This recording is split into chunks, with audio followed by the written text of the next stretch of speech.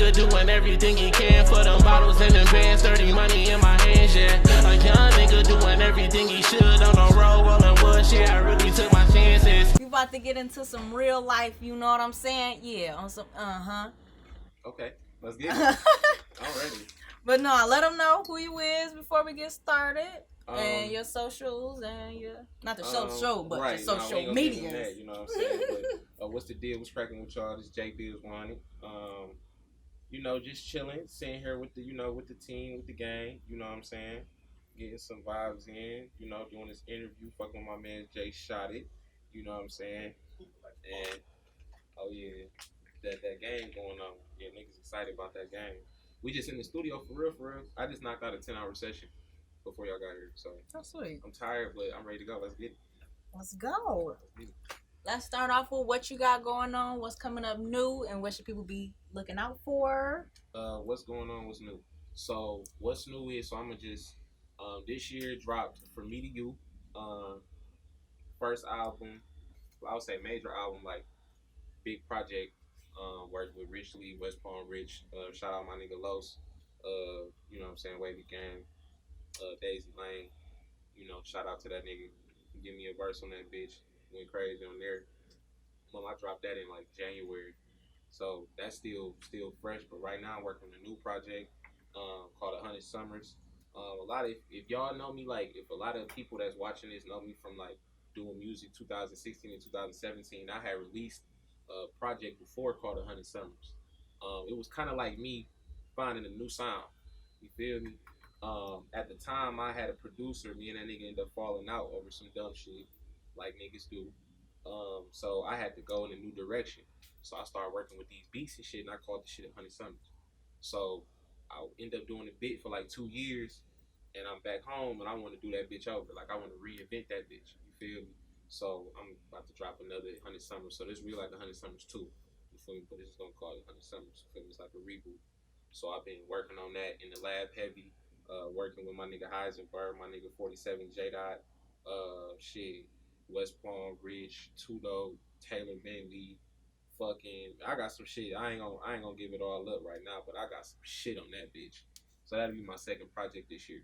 Right, don't give them all. Don't give it all to them. Let them listen and let them find out some shit they own. So yeah, no, this would be so. Yeah, that'll be my second project this year. And you know, if I'ma chill after, but right now that's what's going on. Okay, that's cool. That's cool. Where did the whole music thing come about for you and your lifestyle? Okay, time wise. I was, so let's say after I graduated high school, you feel me? I was one of them niggas that was in the street, but I'm willing to work a job. But I'm kind of playing both sides because I got enough, you know, I know enough niggas in the street to be in the street, but I'm still trying to do better for myself, and I want to do better for myself type shit. So that kind of led me to fucking with different groups of individuals. You feel me? So I fucked around, met a nigga, and he started having me up at this spot called The Gallery. You feel me? And there I met DJ Shakari. DJ Shakari was real influential in just me, just being around music, period. You feel me? There I met niggas, you know what I'm saying? Like, shout out to Earl Mack. Like, when I was like 19, Earl Mack sat down with me and my niggas and was just like, gave us some words of wisdom. Earl Mack been going crazy for a minute, but shout out to that man. But I met him there, and I just kept fucking with it. That was like 2014. I just kept up with it. I just kept going to radio stations, meeting people. And then one time, me and my niggas, we had a group called West End. That's where I started. I was in a group at first. And we made this song, and we threw a party, and that bitch went crazy. Like, nigga, we had no cap. Like, we had half the block flooded. Crazy. All to be at this music video shoot. So we like, oh yeah, we gonna keep doing the music shit. So we started fucking around with it. We started getting better at the shit. And around 2015, 2016, that's when I started taking that shit serious. Like, I'm like, okay, I'm about to start rapping. That's when I started doing these motherfucking shows around here. You feel me? My Temperance, doing Lit House. If niggas know Lit House, you feel me? Shout out to Tez Honcho, Jamar Moraine. I was doing like his little showcases and shit that he's still doing. He on a major level now. A lot of different clubs, a lot of different hosts. I just met a lot of different people. I did my first project, released that bitch 2017. That bitch did good. You feel me? That was SoundCloud times too. So I was getting like 500 to 1,000 plays on shit. I'm like, damn, you feel me? Time passes. I go to prison. Then I came back home. When I came back home, I went full steam ahead, but I seen the music scene change. So I had to change with it. You feel me? So I kind of like reinvented. Do you think it changed for the better? Yeah, in the city, yeah. Because when I left home, the city wasn't like that. Like damn, you feel me? Like when I came home, the motherfucking city, everybody like Doug was out, Ray was fucking popping, and Doug had already went platinum. Like damn, like oh shit, I was in prison listening to certain shit on the yard, like dog food and shit. So I'm like, who the fuck is Doug? Like when I get home and I see, oh shit, like Detroit turning up. Then the pandemic came, boy. That's when niggas saw the real life. Like, okay, Detroit. It was a couple cities in the pandemic that kept music afloat. That was Memphis, Detroit, and I would say like Atlanta. They was keeping the music going. You feel me? And yeah, I just stuck with that shit. Came home, put out a couple songs, did my first album. And on my first album, yeah, I started getting in tune. I was a student of the game when I came home for real. Had to get around certain people and really learn this shit. And then I had other attachments too. Like you got gang shit that come with this shit now.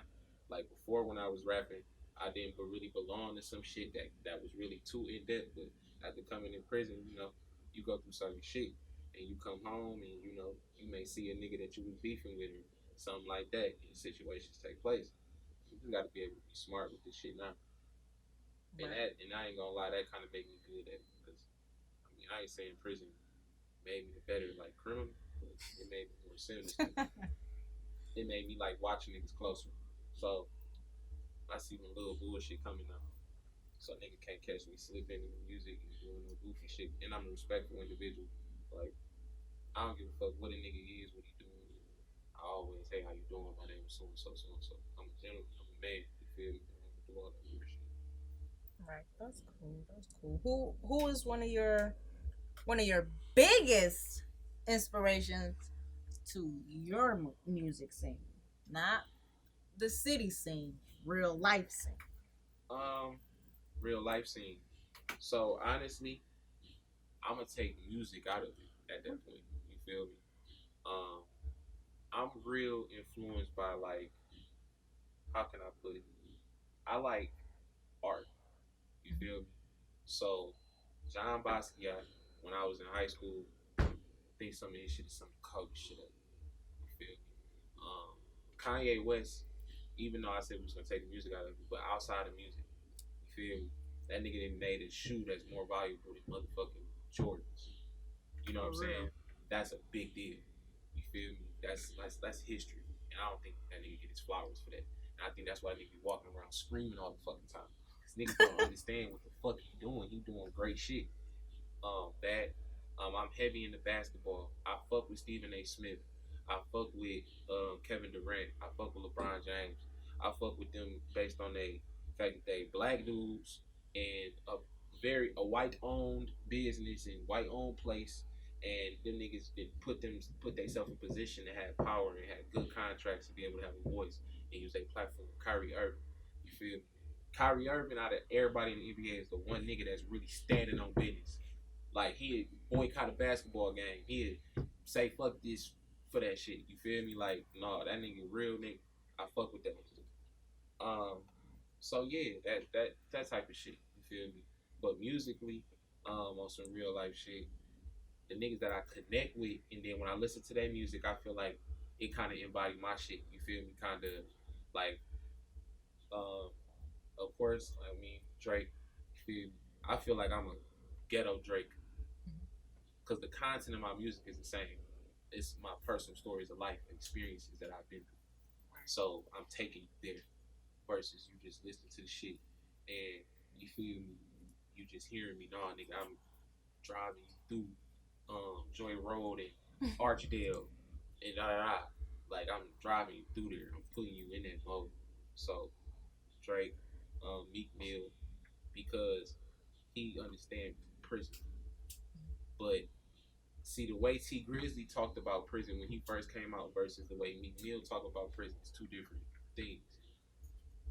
T Grizzly was making shit for niggas on the yard. Like, nigga, you on the yard listening to T Grizzly working out, pumping the iron. Meek was telling the experiences of what he got and the trauma from getting shot, his pops getting killed, and going to prison. It's two different things. I rap in that perspective. Like, damn, this shit happened to me, and I went through this. The depression, the happiness, the lessons, all that shit. So that's why I compare. Like, that's why I say I'm a ghetto Drake. In a sense. It don't got nothing to do with you being lighter complexion. Yeah, right? nah. So yeah, but on a serious note, yeah, like definitely in that level.